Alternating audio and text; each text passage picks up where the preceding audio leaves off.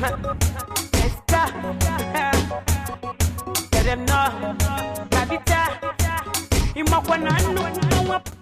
guys, welcome to this week's edition of News Report for WK2, where we bring you a short compendium of most of the major news that made it to this playlist this week.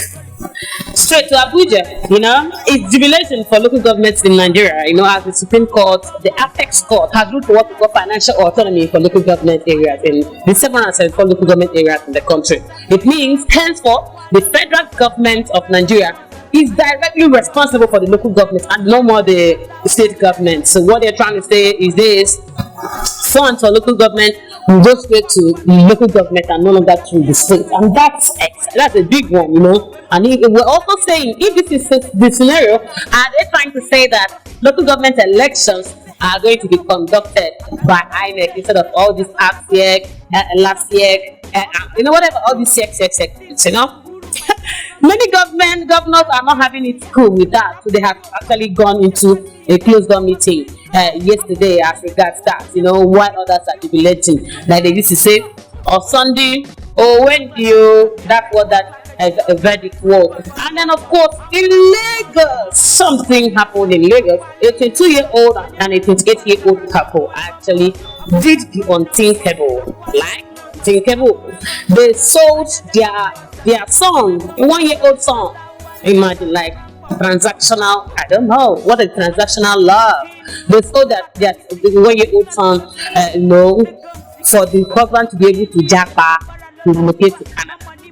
This happened in Lagos, in Itolo, Lagos State.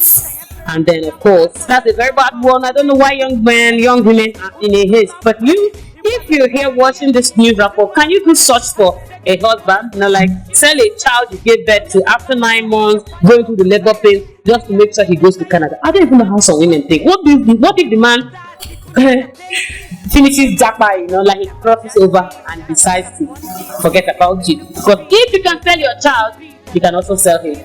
While in other states, somewhere in Okwa, West local government, the government has apprehended 21 suspects for actually illegal refineries. I don't know illegal refineries in around the state. That has become a huge problem, and of course, we give kudos to the state government. They make sure the right people are arrested, not just the innocent being framed up. I don't know, because this is happening in Nigeria. Of course, before I go to Anambra, I'm going to tell you something that happened in the entertainment industry. You know me, this year, right? We may, I don't have us to be like, yeah.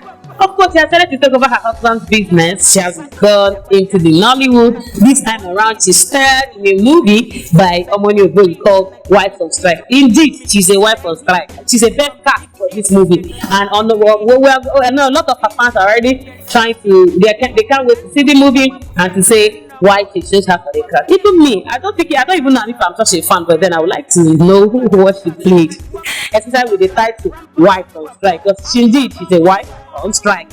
And then in Anambra State, somewhere around the world, the army claimed that they arrested 2 suspects for kidnapping. They are allegedly members of IPOB or ESN. I don't know. Kidnapping in Anambra is something that should be totally nipped in the bud, regardless of who is involved. I say kudos to the army, but I don't know if they are really members of those groups I am talking about. We don't just know. We don't know these things. But the army says that. We can't really argue with them. And of course, at the international scene, 4 immigrants have actually died. They got drowned where they're trying to cross the English whatever from the northern France, and then it's really risky. If you must jackpot, make sure you jackpot the right way. Don't sell your child and jackpot. Don't try to jackpot the illegal way. If not, you end up like those people at the English northern, so when their boats capsized. So we hope to see you next week. My name remains Francis Elisa Bonaba. My friends call me Tabitha. We will see you next week at the latest edition of News Report. Peace out.